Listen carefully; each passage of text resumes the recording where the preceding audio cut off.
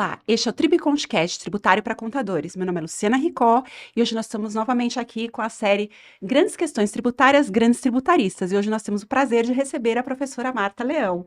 E ela vai falar conosco hoje sobre a tese de doutorado dela, o direito fundamental de economizar tributos entre legalidade, liberdade e solidariedade. Bom dia, professora Marta, um prazer recebê-la.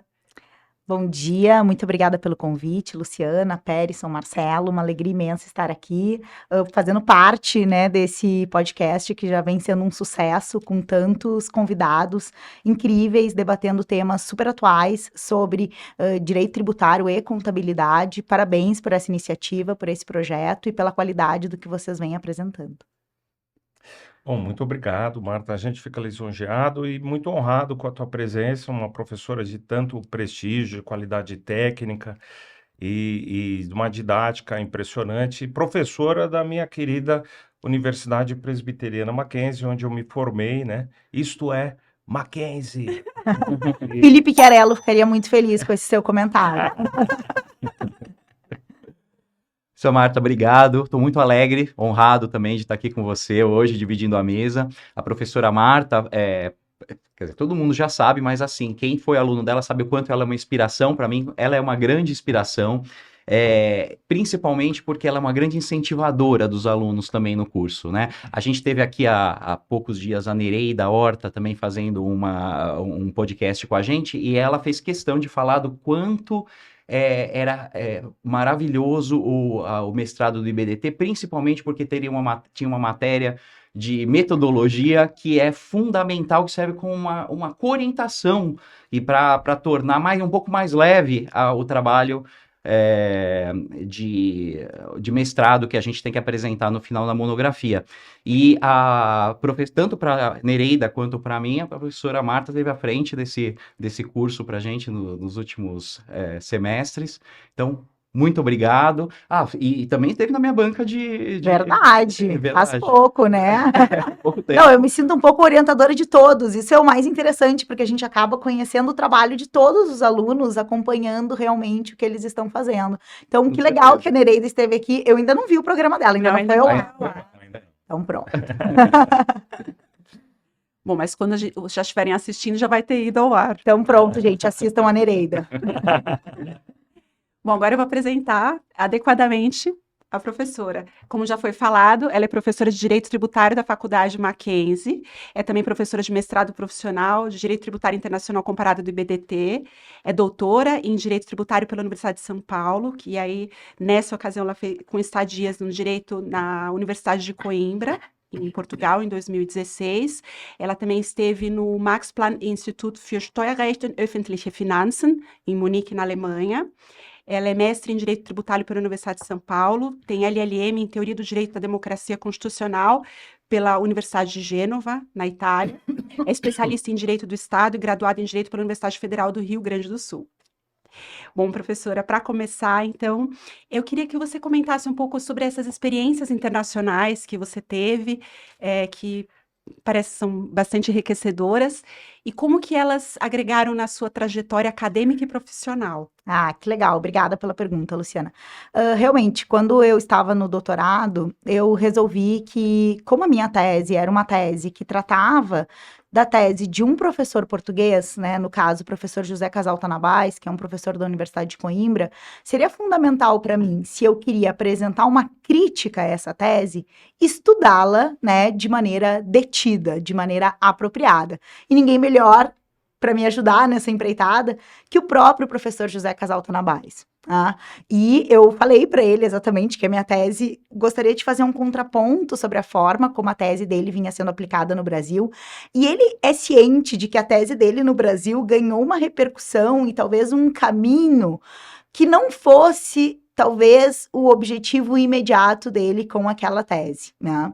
Então, eu fui para Coimbra estudar um tempo com ele, participei das aulas dele de mestrado e doutorado na universidade, fiz isso antes da qualificação do doutorado. Então, voltei, qualifiquei aí a tese na USP, e depois eu achei que seria importante ter acesso à bibliografia mais atual de revistas europeias, porque naquela época havia já algumas leis anti-abuso sendo publicadas em alguns países europeus, e achei que seria importante ficar um tempo na Europa, em outro país aí, para estudar. E para quem não conhece, o Max Planck Institute é a melhor biblioteca, Bem famoso. a melhor biblioteca de direito tributário da Europa, certamente. Eu estudei num colégio alemão no Rio Grande do Sul, então falo alemão, mas mesmo para quem não fala alemão, eu recomendo muito fazer estadias de pesquisa nessa biblioteca. Os alemães falam inglês muito bem, e essa é uma biblioteca muito completa e que tem obras da Europa inteira, não só obras da Alemanha. Então, ela tem todas as revistas de direito tributário mais atuais, todos os livros mais atuais, e você pode, como pesquisador, utilizar essa biblioteca, né, permanecer em Munique por um tempo, que é uma cidade maravilhosa, Com certeza. tá? E fiz esse combinado no escritório de que eu passaria 2 meses lá, mas voltaria com a tese pronta, tá? E foi isso que eu fiz. Fui no inverno para a Alemanha, tá? Fiquei lá estudando neve todos os dias. Fica mais fácil, né, Fica no mais inverno. fácil, pelo menos não tá um dia bonito de sol lá fora. Nada obstante, os alemães iam até surfar, né, no canal, no parque de Munique, não sei se vocês já estiveram lá, Sim. mas eles fazem isso mesmo quando está a menos 10 graus. Mas eu, claramente, ficava dentro da biblioteca. E aí, terminei o trabalho, depois dessa estadia de pesquisa, voltei e defendi o trabalho. E aí, quando eu estava terminando o doutorado, em 2017, eu estava um pouco estafada de estudar direito tributário. E eu resolvi que seria bom para mim, para minha oxigenação mesmo das minhas ideias, fazer um outro mestrado em uma área fora do direito tributário, né? No caso, em teoria do direito. Esse outro mestrado que eu acabei fazendo na Universidade de Gênova, que é uma parceria entre a Universidade de Gênova e o Instituto Tarello, é um mestrado muito interessante, porque ele é feito com professores de teoria do direito do mundo inteiro. Então, eu tive aula com o professor Frederick Schauer, que acabou falecendo no mês passado, eu tive aula com o professor Ricardo Guastini, eu tive aula com o professor Chiassoni, eu tive aula com o Roberto Alexi. Então, professores de teoria do direito do mundo inteiro se reúnem durante um período na Itália. Você faz aulas presenciais apenas durante um tempo e algumas disciplinas são feitas online, né? Mesmo isso era antes da pandemia, mas já era assim, exatamente para que pessoas do mundo inteiro consigam fazer esse curso. Então, é um curso muito interessante. Na minha linha de pesquisa, eu lido muito com questões de teoria do direito, então eu achei que foi muito rico para mim também ter feito esse segundo mestrado, né, ter estudado outros temas, porque no Brasil, ser um bom tributarista demanda ser um bom conhecedor do direito constitucional. Tá?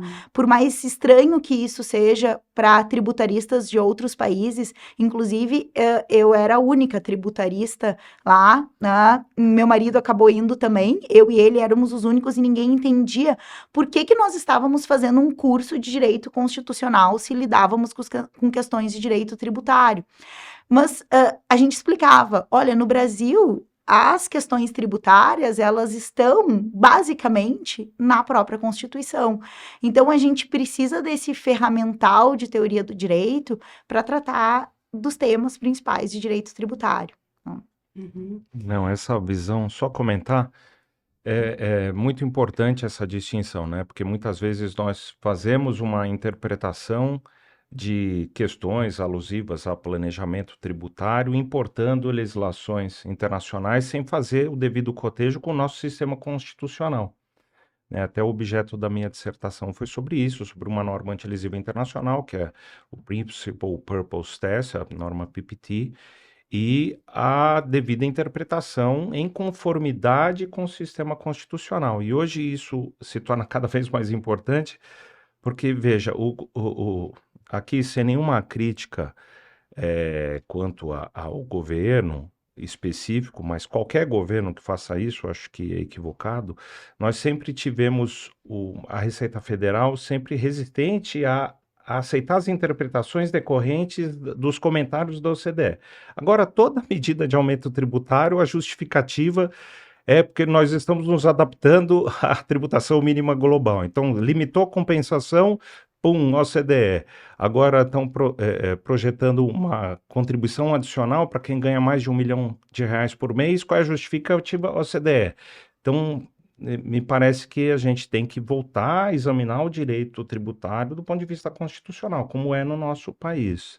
Então, E não à toa, assim, a última pesquisa do CNJ, se não me engano, indicou que 50% dos temas de repercussão geral do Supremo Tribunal Federal são temas de direito tributário. As nossas questões tributárias, elas acabam sendo resolvidas no âmbito da Corte Constitucional. Então, veja, como que um tributarista não vai lidar com as questões da própria Constituição, se elas vão ser definidas, né, em última instância, pelo Tribunal Constitucional, a partir de uma interpretação das regras dispostas na própria Constituição. Tá? Então, isso foi muito importante para mim, assim. Agora, entrando já falando também, você é professora do Mackenzie, professora do IBDT, eu assisti uma entrevista que você falou que você sempre quis o magistério, que você entrou na faculdade pensando no magistério. Eu queria que você falasse um pouquinho dessa sua experiência como professora, por que você já, ao entrar na faculdade, queria o magistério, como é que foi essa sua trajetória?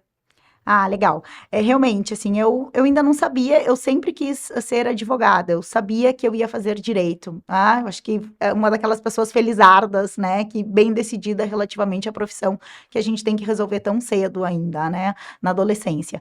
Mas eu ainda não sabia qual área do direito ia, de fato, me cativar, né, e em qual área eu ia trabalhar. Eu não tenho nenhum advogado na minha família, meus pais são engenheiros, ambos, sou de uma família de 4 filhos, e meus irmãos todos fazem outras profissões, inclusive mais legais do que a minha. Eu tenho uma irmã atriz, produtora de teatro, eu tenho uma outra irmã que é designer e fotógrafa, e eu tenho um irmão que é nutricionista e educador físico. Então vejam que eu sou a única que foi assim para um caminho talvez mais certinho, vamos dizer assim. Mas então eu não tinha nenhuma influência familiar sobre qual caminho seguir. Mas eu sempre gostei de ensinar. Eu dava aula para minhas colegas no colégio, quando elas pegavam recuperação. Eu normalmente fazia grupos de estudo com elas, para elas serem aprovadas na prova de recuperação. Então, sempre eu acho que foi um caminho natural. Eu adorava dar aula para minhas bonecas, para meus cachorros, enfim, né? Essas coisas que a gente faz quando a gente é criança. Então, eu sabia que a docência seria um caminho para mim e que o mundo acadêmico seria uma coisa importante para mim. E acho que isso é bom quando a gente sabe disso, porque a gente tem uma maturidade talvez maior na faculdade de dedicação às aulas, né, para ter boas notas, o que acaba sendo importante também no futuro para fazer pós-graduação. E a faculdade é um ambiente no qual você vai fazer muitos contatos profissionais para o futuro, né, para o meio acadêmico. Estudar línguas durante a faculdade, acho que também acabou acontecendo naturalmente por conta disso. E aí, quando eu estava na faculdade, eu tive a alegria, a sorte de ter aula de direito tributário já com o professor Humberto Ávila. E o professor Humberto Ávila é inspirador, né? É cativante relativamente a, vamos dizer assim, ao que ele faz enquanto cientista, enquanto docente. E isso, evidentemente, um professor muda a nossa trajetória, né? Ele é capaz de nos inspirar nesse sentido. E comecei a fazer estágio no escritório dele, enquanto ainda estava na graduação, e isso acabou direcionando muito do meu caminho. E por conta disso, eu continuei trabalhando com ele, mas não queria fazer mestrado com ele. Achava que eu preferiria trocar de professor, né? Ter um outro mentor naquele momento, para conhecer outras, vamos dizer assim, linhas de pesquisa. E como eu queria estudar extrafiscalidade, a única pessoa que tinha escrito no Brasil na época sobre isso era o professor Luiz Eduardo Chueri, aqui na Universidade de São Paulo. Então, foi natural, então eu vou fazer mestrado na Universidade de São Paulo, porque eu quero ser orientanda do professor Chueri. E aí, isso acabou, né, levando ao mestrado, ao doutorado e na sequência. Legal. Obrigada por compartilhar essa sua experiência. E agora entrando um pouquinho na sua tese, que foi aprovada inclusive com distinção, indicada para publicação, você defende que existe um direito fundamental, que todo cidadão, toda empresa tem o direito fundamental de buscar a economia de tributos, assim como o dever de pagá-los, né? E tudo conforme a Constituição. Você podia falar um pouquinho sobre os fundamentos principais da sua tese? Claro. Bom, a tese, ela decorreu na época, né, eu escrevi essa tese entre 2014 e 2017, eu defendi a tese em 2017 na Universidade de São Paulo, e ela decorreu na época de um incômodo muito grande com a utilização desmedida, me parece, da expressão dever fundamental de pagar impostos, né, mas que aqui no Brasil virou tributos, a gente estendeu um pouquinho mais. E isso parecia para mim utilizado como um gatilho, né? Vamos dizer assim, uma carta em branco sempre que havia discussões dúbias sobre não só questões de planejamento tributário, mas questões dúbias sobre a interpretação de um determinado dispositivo para determinar se haveria incidência tributária ou não.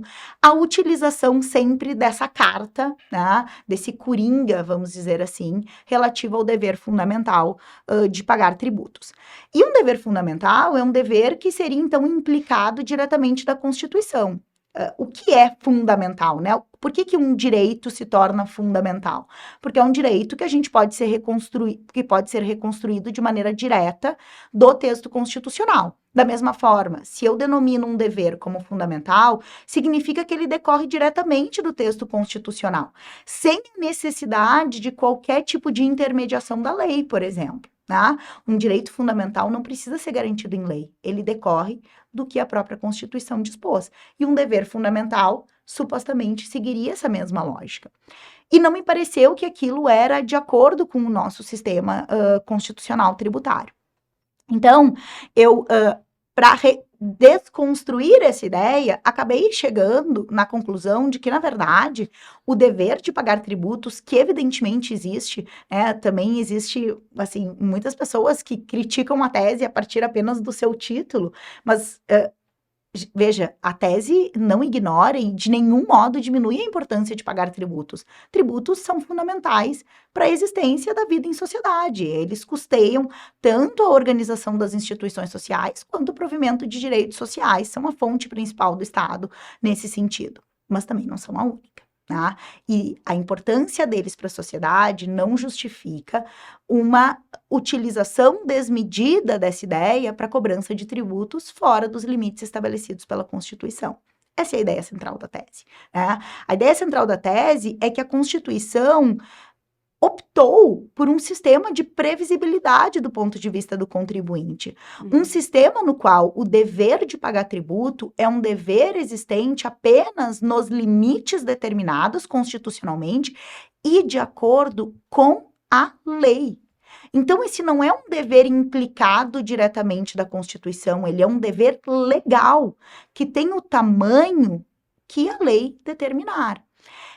E fora daquilo que a própria lei determinou como incidência tributária e dos limites que são dispostos na Constituição para o exercício desse poder de tributar, existe sim um direito do contribuinte de se organizar para não realizar determinados fatos geradores se existem opções que geram uma economia tributária. E veja, isso é muito importante reconhecer que o Estado reconhece isso. A partir do momento que nós utilizamos normas tributárias também com uma finalidade extrafiscal para induzir o comportamento das pessoas, nós estamos reconhecendo que o tributo vai pesar na decisão de comportamento. Por que eu aumento o tributo sobre cigarros e sobre álcool? Porque o Estado entende por bem que é preciso desestimular essas condutas por causa dos efeitos negativos que elas causam para a saúde da população. Então, eu reconheço que quanto mais tributo, mais desestímulo para aquela atividade. O Estado reconhece isso exatamente porque ele percebe o efeito que o tributo tem na tomada de comportamento por parte do cidadão. Então, inclusive, é contraditório não reconhecer que vai ser natural por parte do cidadão, pessoa física, e das pessoas jurídicas comandadas por pessoas físicas, adotar comportamentos que levem a uma diminuição da carga tributária. Isso é natural num sistema econômico, num sistema em que há uma tendência de preservação do seu próprio patrimônio para tomar decisões livres relativamente a ele. Uhum. E eu queria que você falasse também um pouquinho sobre as funções atributivas pela Constituição, os princípios de um lado você tem a legalidade, a liberdade, a segurança jurídica, e de outro você tem os princípios da solidariedade, capacidade contributiva, igualdade. Como Perfeito. balancear Eu isso? tratei dessas questões porque muito dessa discussão sobre planejamento tributário envolve essa ideia de que eu teria princípios sociais de um lado, tá? Igualdade, capacidade contributiva, solidariedade, e que esses princípios eles teriam um papel de se sobrepor sobre os demais princípios da Constituição, especialmente esses que você já elencou, tá? Legalidade, segurança jurídica, liberdade. Esses seriam princípios tidos como egoístas, individualistas, e esses seriam princípios tidos como sociais, mais importantes, né? Que deveriam ser sobrepostos a esses. Então, é quase como se eu fizesse sempre uma questão de ponderação entre esses princípios para resolver essas questões do ponto de vista do que seria social. Praticamente uma regra de supremacia do interesse público sobre o interesse privado. Qual que é o problema dessa construção doutrinária? O problema dessa construção doutrinária é que ela não reconhece o papel e a importância da segurança jurídica, da liberdade e da legalidade como direitos fundamentais da sociedade. Veja, quando nós exigimos, eu vou pular para o direito penal, porque muitas vezes, especialmente para os alunos, né, é mais fácil. Quando a gente exige que exista uma lei prévia combinando um crime para que uma pessoa possa ser condenada e ter sua liberdade restringida, tá, relativamente a ter adotado aquela conduta, quando a gente exige essa lei prévia, nós não estamos tratando do direito desse réu especificamente. Nós estamos tratando do direito da sociedade como um todo, de em nenhum momento ser surpreendida por uma consequência que não podia ser prevista antes da conduta. Tá? A legalidade, ela não é um direito individual, ela é um direito coletivo.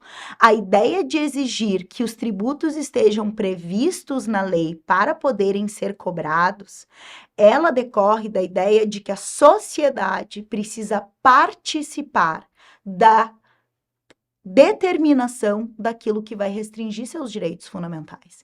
Então, é uma ideia de autotributação. Nós todos, por meio dos nossos representantes democraticamente eleitos, no Estado democrático de direito, temos o direito de interferir nas decisões políticas que vão levar às restrições da nossa liberdade. Se não é assim, então nós não vivemos num Estado de direito.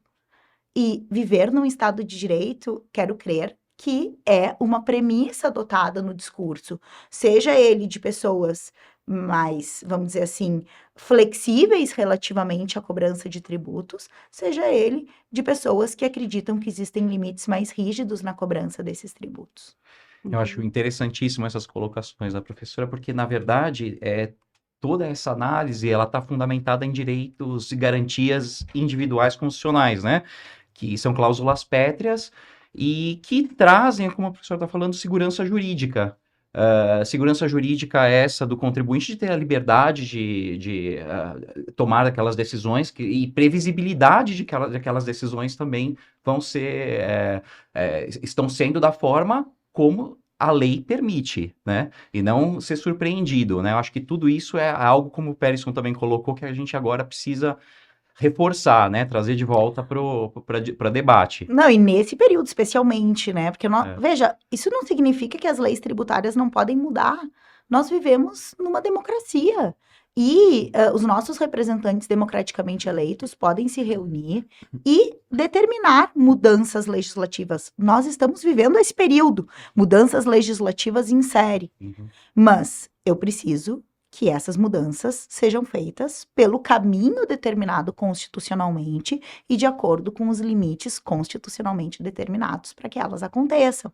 E com previsibilidade, com a possibilidade de que eu, enquanto pessoa detentora de dignidade, detentora de liberdade, detentora de direitos fundamentais, possa me organizar, me antecipar relativamente às consequências que serão aplicadas às minhas condutas de hoje, amanhã. Tá? Isso é uma ideia íncita, né, à noção de segurança jurídica. E sem deixar de lembrar que isso ocasionou uma revolução, né? O dogma no taxation without representation. Né? Você não pode ser tributado a não ser que a sua representação democrática tenha determinado aquilo e de acordo com aquilo que está na Constituição. Sempre sem esquecer o legislador constituinte, principalmente num sistema tão constitucionalizado tributariamente como o nosso, né? E isso tem que ser lembrado constantemente, o que não é uma questão de pobres contra ricos, ou quem pode pagar, quem não pode, é uma questão de previsibilidade e antecipação. Só um exemplo, né? Hoje você tem uma corrida praticamente de pessoas buscando um planejamento sucessório, patrimonial, e isso nunca se discutiu tanto essa matéria, né?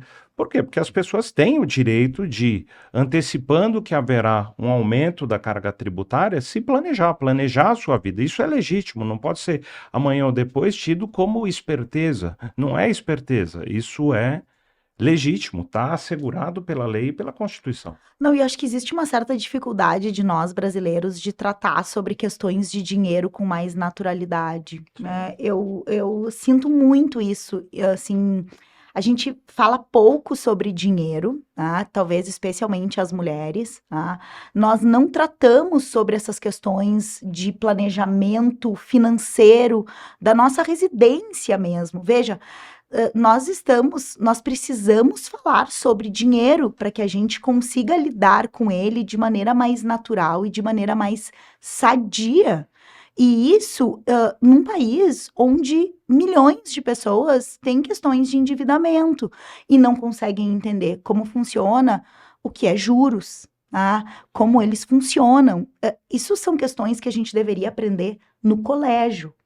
Eu digo sempre para os meus alunos em Tributário 1, pessoal, eu talvez consiga converter alguns para tributaristas, mas aqueles que eu não consiga, eu espero que vocês saiam da nossa disciplina sabendo o que é um tributo, como ele vai ser aplicado na vida de vocês, independentemente de vocês gostarem dessas ideias ou não, e que vocês sejam aptos a fazer a gestão da vida financeira da família de vocês, do negócio de vocês, e isso independe da área na qual vocês vão trabalhar.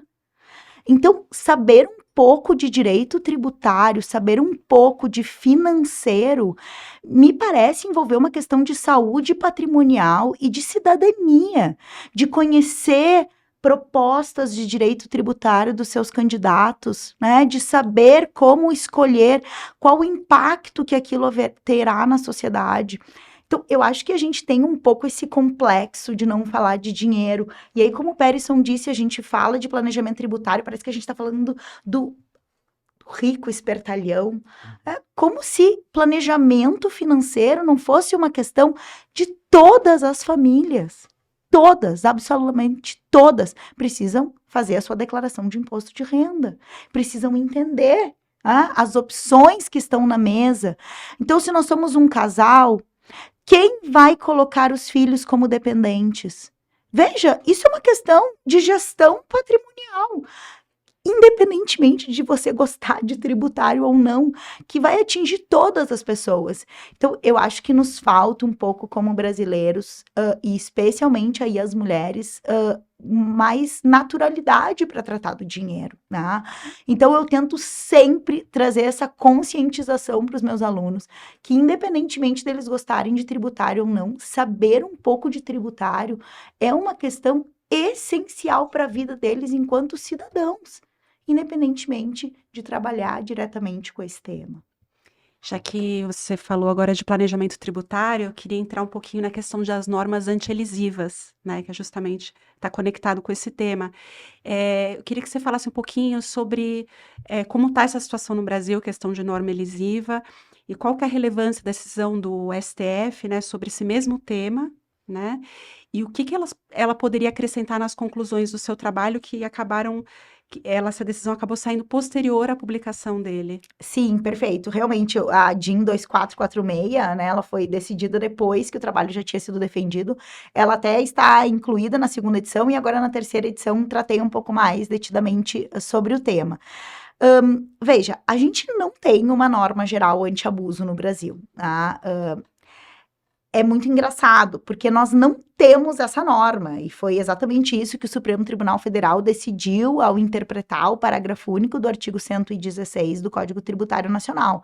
Essa não é uma norma geral anti-abuso, é uma norma específica anti-abuso para tratar de questões de dissimulação, que é um vício na existência de um determinado negócio jurídico.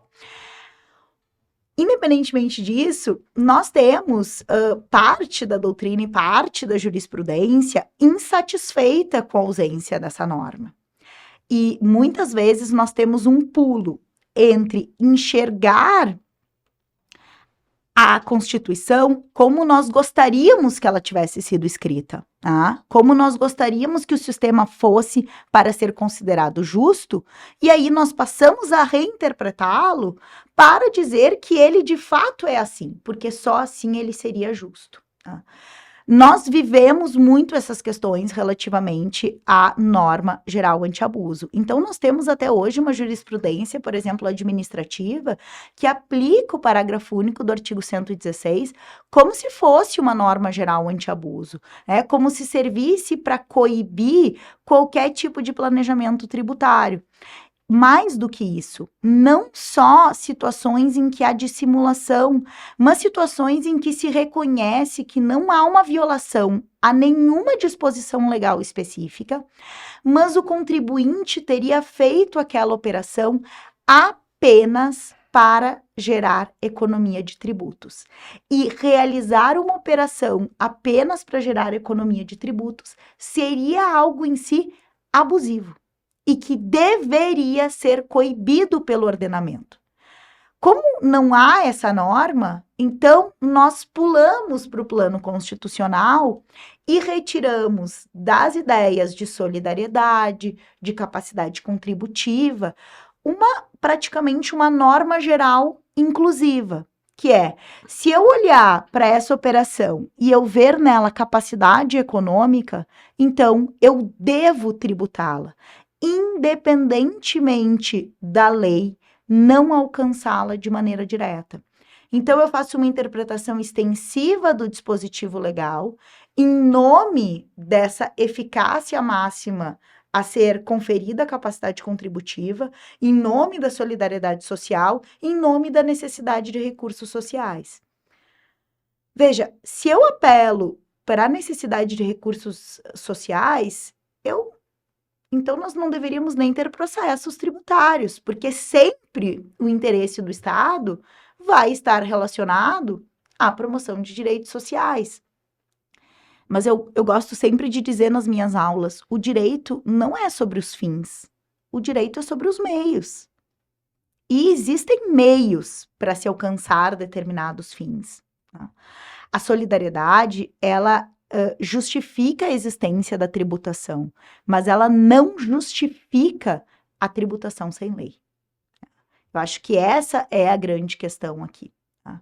E muitas vezes as pessoas olham para esse arcabouço legislativo e constitucional que nós temos no Brasil, e insatisfeitas com a forma como o sistema foi posto, reescrevem esse sistema, né, a partir das premissas de que ele deveria ter conferido um poder mais flexível, vamos dizer assim, para o intérprete, para captar todas essas manifestações de riqueza, mesmo aquelas que estão fora do que a legislação determinou naquele momento.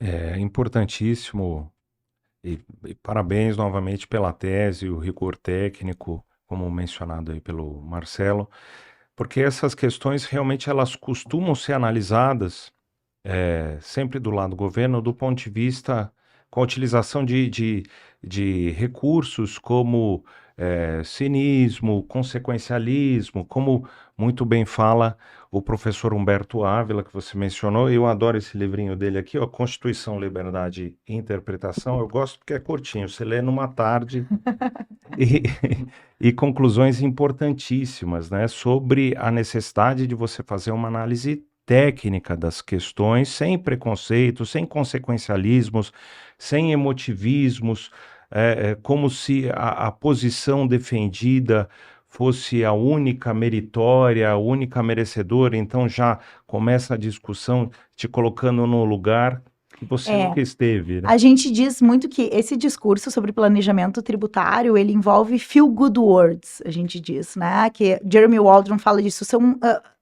palavras como armas semânticas, né? Quem é contra a solidariedade? Quem é contra o provimento de direitos sociais? Quem é contra a ideia de igualdade? Eu, evidentemente, não sou contra nenhuma dessas ideias, aliás, acho elas fundamentais para o sistema. A única questão é que, a partir da sua importância, eu não a sobreponho sobre outros direitos fundamentais também.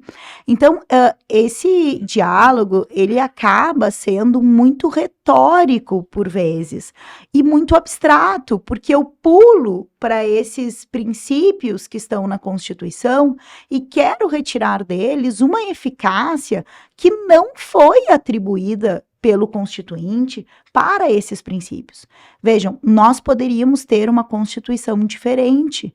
Nós poderíamos ter uma Constituição que dissesse apenas: a justiça tributária deverá ser perseguida, a capacidade contributiva deverá ser perseguida via tributação.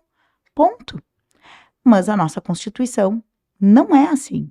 A nossa Constituição disse: a justiça tributária deve ser perseguida, mas por esse caminho que eu vou determinar. Existe uma diferenciação importante entre regras e princípios aqui. Nós não temos um sistema tributário principiológico determinado pela Constituição. Nós temos um sistema tributário regrado, um sistema no qual o próprio Constituinte tomou decisões relativamente ao modo como o exercício do poder de tributar poderia ser feito. Então, não há apenas fins a serem perseguidos, como acontece na maior parte das constituições. Há determinações, materialidades econômicas rigidamente distribuídas e regras relativas ao modo como o poder de tributar seria exercido ali no 150, um rol de regras. Então, eu tenho muita dificuldade com quem faz esse debate, tratando, por exemplo, como o Perisson mencionou, sobre não, mas o mundo inteiro está assim. Veja, nos Estados Unidos já está assim, na Alemanha já está assim, a OCDE disse isso. Tudo isso é muito importante, eu adoro direito comparado, a gente inclusive segue essa linha no IBDT, no mestrado, mas o direito comparado não se sobrepõe ao direito constitucional posto. E essa, vamos dizer assim, esse reconhecimento de como o sistema consta na própria Constituição é um reconhecimento que me parece muitas vezes faltar por quem gostaria que o sistema fosse de uma outra determinada forma e, a partir da sua vontade, passa a enxergá-lo já dessa outra determinada forma. Eu acabei de ler um livro do professor Frederick Schauer, ele faleceu, né, mês passado, e para mim é um dos teóricos do direito mais brilhantes do último século, e ele escreveu no último livro, chama The Proof, um livro sobre evidências, muito interessante, sugiro a leitura para quem gostar dele. Aliás, sugiro a leitura talvez do livro principal dele, que é Thinking Like a Lawyer. Ele agora tem uma tradução para o português, Pensando como um Advogado, vale muito a pena a leitura. Mas nesse livro, The Proof, ele diz, olha, eu vou tratar sobre verdade, eu vou tratar sobre evidências. E para tratar sobre esse tema, a primeira distinção que precisa ser feita é uma distinção entre como as coisas empiricamente são e como o intérprete, por vezes, gostaria que elas fossem. E aí ele usa um exemplo singelo, que eu achei muito interessante. Ele diz assim, não gostar de anchovas é uma preferência. Dizer que anchovas não existem é um erro empírico. A partir do seu desgosto por anchovas, determinar que elas não existem mais é uma falácia. Então, veja, o fato de eu não gostar de um sistema regrado, constitucionalizado, não deveria permitir que eu ignore que ele de fato é assim. Tá? E que mudanças nele dependem, às vezes, de emenda à Constituição, como nós vivemos agora na emenda 132, e às vezes de uma nova ordem constitucional. Tá? Então, eu acho importante a gente pontuar essas questões, porque me parece muitas vezes que a gente acaba resvalando nesse equívoco. É sobre isso, Marta, um negócio muito interessante, me lembrando aqui de uma leitura do professor Alfredo Augusto Becker, e ele falava da impossibilidade do intérprete mudar as motivações do legislador quando formulou aquelas regras. Então, quer dizer, eu não gosto, mas então a lei tem que ser mudada. Não é você interpretá-la ao seu gosto. E nesse ponto, como você vê a importância da rigidez dos conceitos constitucionais utilizados pela Magna Carta para definir competências tributárias? Esse é um grande tema, né? E aí tem um outro livrinho pequenininho também do professor Humberto Ávila sobre regras de competência, que vale muito a pena a leitura também. De fato, todo esse debate, ele passa por reconhecer a existência dessas regras constitucionais como regras rígidas, como regras que delimitaram espaços cujas materialidades econômicas têm um sentido definido. Tá? Então, se eu não reconhecer isso, me parece que eu tenho uma dificuldade. Por que nós acabamos de passar por uma emenda à Constituição, a emenda 132? Por que nós tivemos que mudar as regras de competência para conseguir alcançar direitos, por exemplo? Se as regras anteriores fossem flexíveis, nós não precisaríamos de nenhuma mudança. Bastaria o intérprete ter espichado, né, extensivamente, lhe atribuído um sentido mais amplo. Então, a gente não precisaria aí de uma longa discussão, de uma emenda à Constituição, vai e volta no Congresso Nacional. Veja, não reconhecer essa rigidez também significa não atribuir nenhuma eficácia normativa ao artigo 154 da Constituição. O artigo 154 da Constituição, no inciso 1, diz que a competência residual da União para criar novos tributos, tributos cuja base de cálculo e o fato gerador seja diverso daqueles já determinados pela própria Constituição. Como eu reconheço um espaço de vazio e uma competência para esse espaço novo, se eu posso alargar as competências já existentes? Que espaço novo é esse, então? Então, veja que sequer faz sentido do ponto de vista constitucional isso. E vale lembrar, o 154, inciso 2 da Constituição, ele também trata da competência extraordinária da Constituição, da União, desculpa. E ele diz que a União, em caso de guerra ou de iminência de guerra, pode criar um imposto cuja materialidade seja a mesma daquela já existente nos tributos discriminados na Constituição. Então, o Constituinte reconhece que, havendo uma situação excepcional, caso de guerra, eu vou poder me sobrepor a um tributo cuja competência não é da União. Veja, eu ter uma norma autorizando excepcionalmente isso, a contrário senso, eu preciso reconhecer que isso não foi autorizado na situação de normalidade. Então, veja, quando se passa a conferir uma interpretação mais elástica, mais fluida às regras constitucionais, me parece que eu encontro uma limitação no próprio texto. Qual o sentido que eu vou atribuir, então, ao artigo 154? Por que fizemos uma reforma, uma emenda, se nós poderíamos apenas ter alargado? Mas que isso, é importante a gente entender por que o Constituinte entendeu por bem dividir materialidades econômicas de maneira rígida via regras de competência. O Constituinte, ele entendeu que era importante para o Pacto Federativo Brasileiro delimitar competências políticas próprias para a criação dos seus próprios tributos e geração de receitas diretas, né? Não apenas via distribuição de receitas de outras competências tributárias. O Constituinte entendeu que isso era importante. Veja, a partir do momento que eu passo a ter uma interpretação fluida, elástica, menos rígida, tá? Sobre essas regras de competência, eu também pergunto, quem vai determinar qual delas será mais alargada? A gente pode olhar para o exemplo da cessão de direito de uso. Por que eu vou alargar isso dentro da competência dos serviços e não dentro da competência das mercadorias? Quem vai decidir qual que vai ser mais elástica?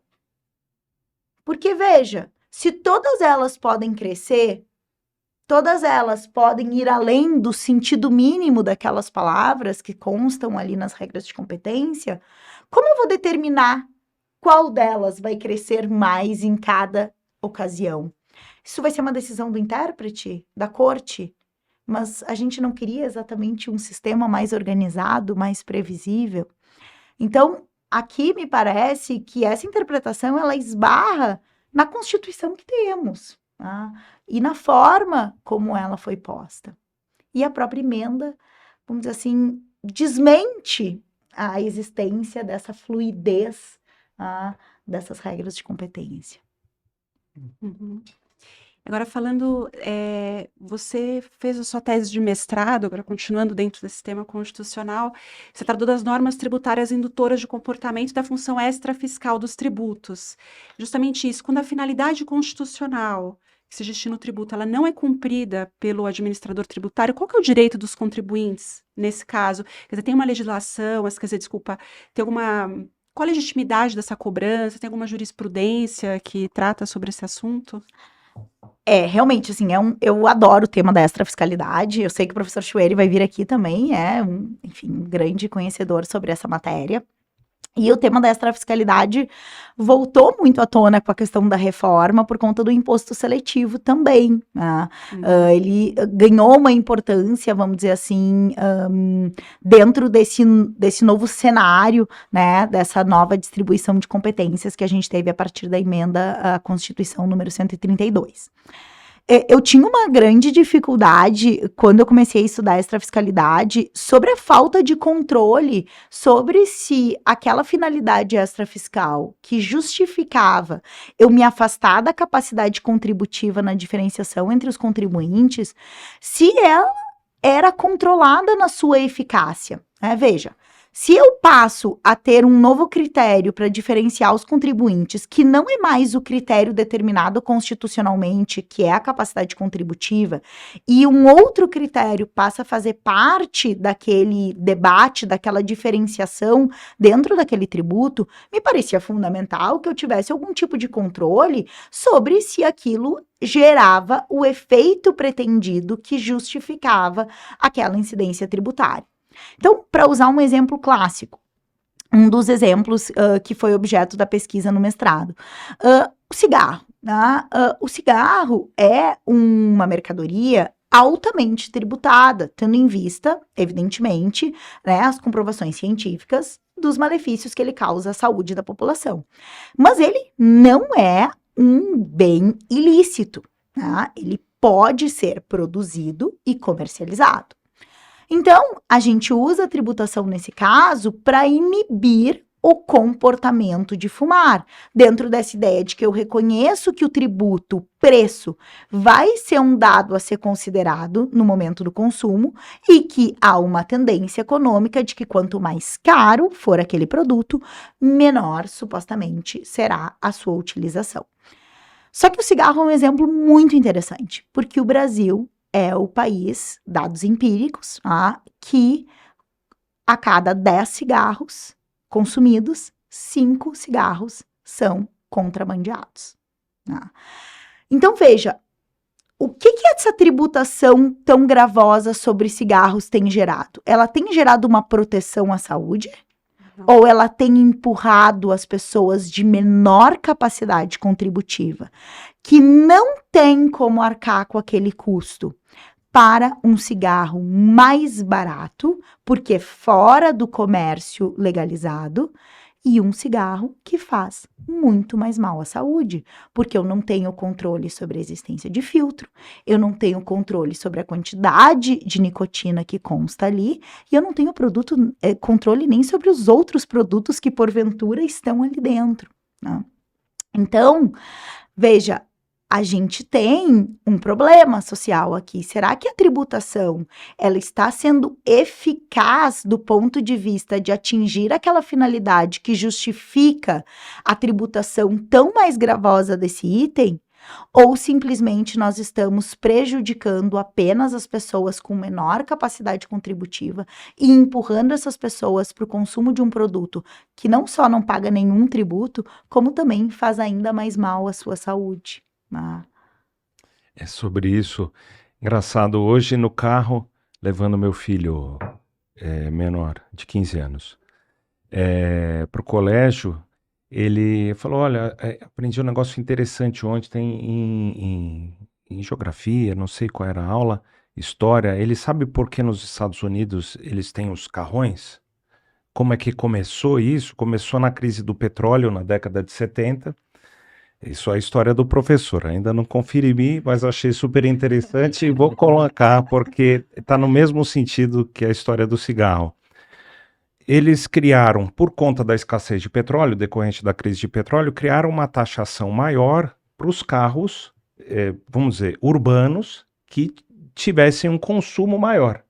Então, qual era a ideia? Que as pessoas buscassem os carros urbanos com consumo menor. Só que foi excepcionada a tributação maior das caminhonetes. Então, aí o pessoal foi tudo para caminhonete, que gasta muito mais combustível, que polui muito mais. Quer dizer, teve um efeito inverso, tal qual o cigarro. Tem um exemplo muito interessante sobre isso na Alemanha, que durante um determinado período, eles começaram a tributar a casa das pessoas com base no número de janelas. Olha, Isso qual o sentido disso? isso é um caso real, no sentido de que quanto mais janelas, provavelmente maior fosse a sua casa, maior a sua capacidade contributiva, uma tributação presuntiva mesmo. Só que o que aconteceu? As pessoas começaram a fazer casas com menos janelas, e isso gerou um problema crônico de falta de vitamina D na sociedade. Falta de vitamina D, mais doenças, né? Menor imunidade. O tributo, ele influi naturalmente no comportamento das pessoas, porque as pessoas tendem naturalmente a tentar diminuí-lo, evitá-lo. Então, vejam como é um contrassenso não reconhecer isso do ponto de vista tributário, né? Não reconhecer que, por vezes, eu vou gerar externalidades negativas que não são visadas e que, portanto, eu preciso fazer um controle de eficiência sobre aquela norma tributária que tem um fim que é externo à arrecadação. A gente tem agora uma série de green taxes, né? Tributos ambientais que a gente chama.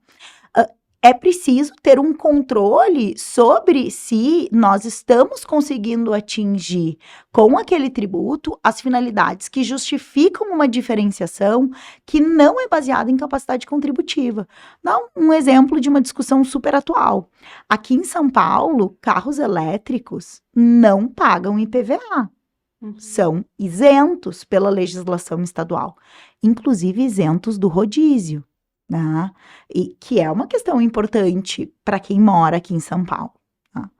Agora, nós estamos discutindo um imposto seletivo sobre veículos, que vai incluir, supostamente, os carros elétricos. Então, vejam que contradição. Nós temos, por um lado, uma legislação estadual que incentiva a aquisição de carros elétricos, determinando uma isenção de 4% sobre o seu valor venal. É uma isenção significativa, né? Pensem, se você ficar com esse carro durante 5 anos, quanto de economia tributária você vai ter aqui, né?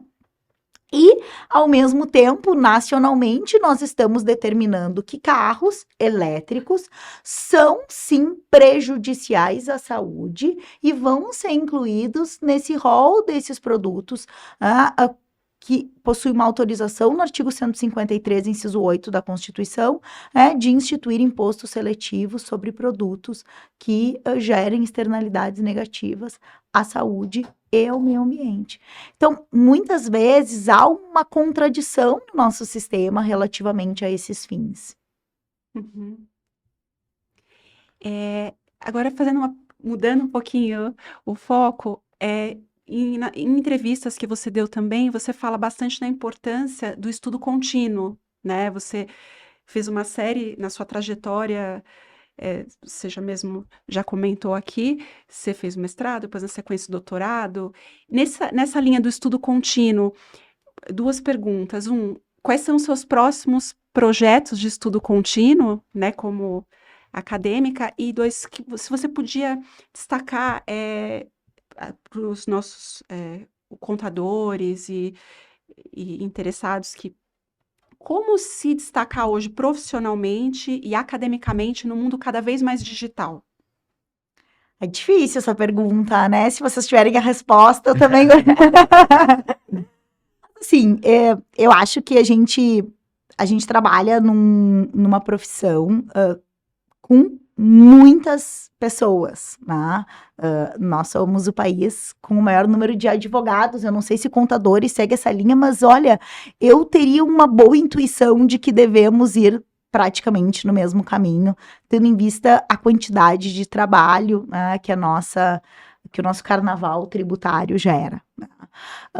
Mas existe uma dispersão muito grande, talvez atualmente, por conta da quantidade de informação que nós temos acesso agora e da facilidade do acesso a essas informações. Eu tenho sentido, na verdade, uma dificuldade de convencer as pessoas a ler um livro, né? Embora elas não tenham dificuldade em às vezes, querer aprender de modo mais curto, mais facilitado, né, por pílulas de conhecimento, vamos dizer assim.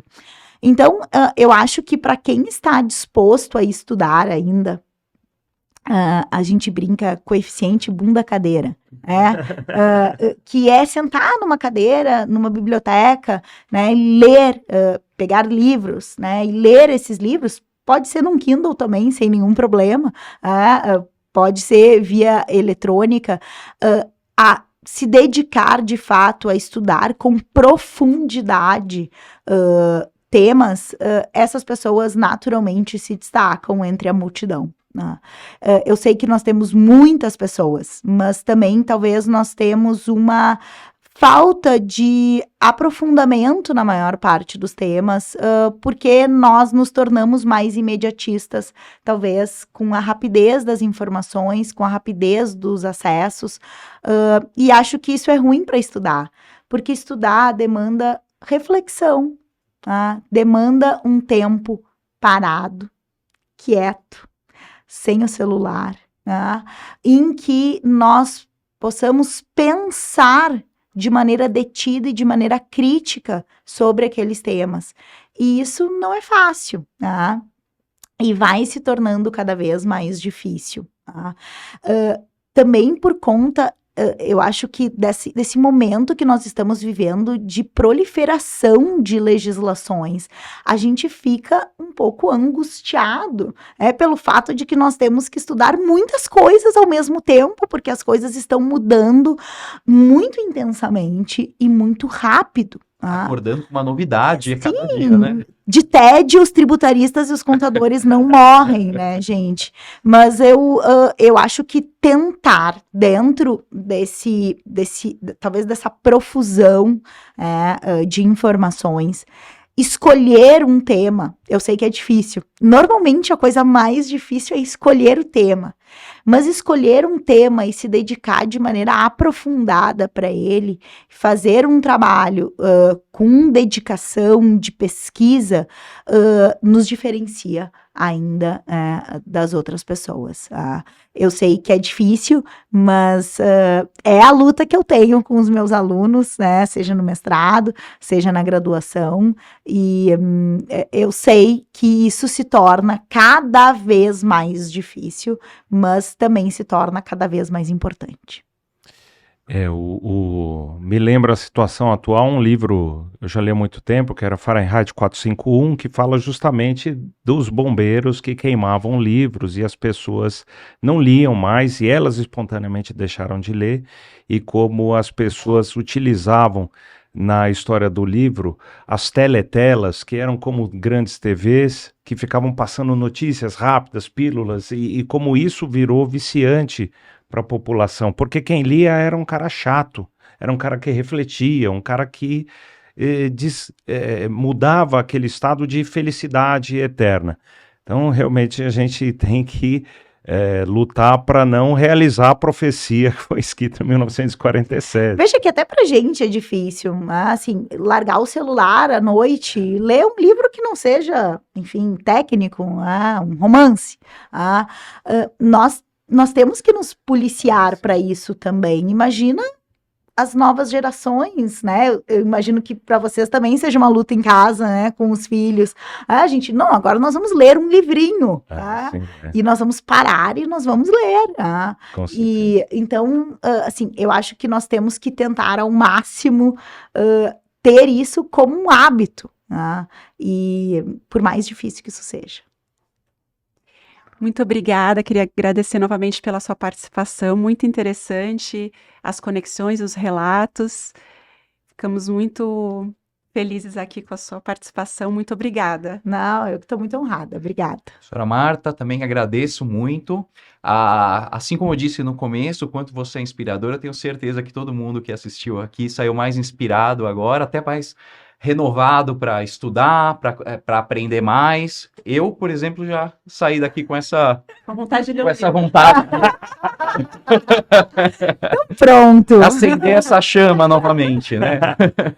Bom, professora Marta, agradecer o convite, a gentileza, o prestígio, né, da sua presença, a sua aula que foi realmente incrível, cobrindo aí vários temas complexos, mas de forma muito didática para a nossa audiência, e a mensagem final que você deixa, que realmente não é, se você aí está frustrado, porque todo dia você abre o LinkedIn, tem 1000 coisas novas, novidades, é normal, todo mundo está se sentindo assim, mas não tem outro jeito, a gente está num mundo que tem que estudar, e te cumprimentar pelo livro, pela tese, pela qualidade do seu trabalho como um todo, e essa análise que é importante, holística, né, de vários pontos de vista, para se chegar a uma conclusão racional ideal, ou pelo menos colocada ali de forma racional, para que outras pessoas possam analisar, concordar, discordar fundamentadamente. As críticas fazem parte, né? Eu acho que esse é um trabalho polêmico, eu não tenho dúvidas relativamente a isso. Uma curiosidade é que a minha banca de doutorado durou mais de 5 horas. Nossa! Foi uma banca realmente muito especial, ela era composta pelo professor Humberto Ávila, pelo professor Luiz Eduardo Chueri, pelo professor Roque Antônio Carrasa, pela professora Misabel Abreu Machado Derzi, pelo professor Tércio Sampaio Ferraz Júnior e pelo professor Ives Gandra da Silva Martins. Então, uma banca da qual eu me orgulho muito, mas que evidentemente é um trabalho que gera questões, enfim, né, vamos dizer assim, quentes de serem lidadas. E as críticas fazem parte. Talvez o nosso compromisso seja com a ideia, nós precisamos estar todos comprometidos com a Constituição, né? Talvez esse seja o compromisso.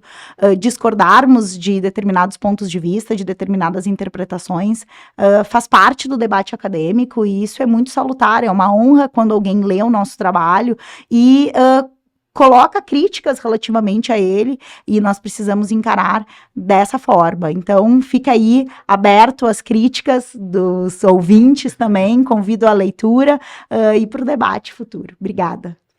E esse foi o Tribcondcast, Tributário para Contadores. Se você gosta de assuntos tributários, curta o nosso canal e ative os sininhos para receber as notificações. Até a próxima. Até. Até.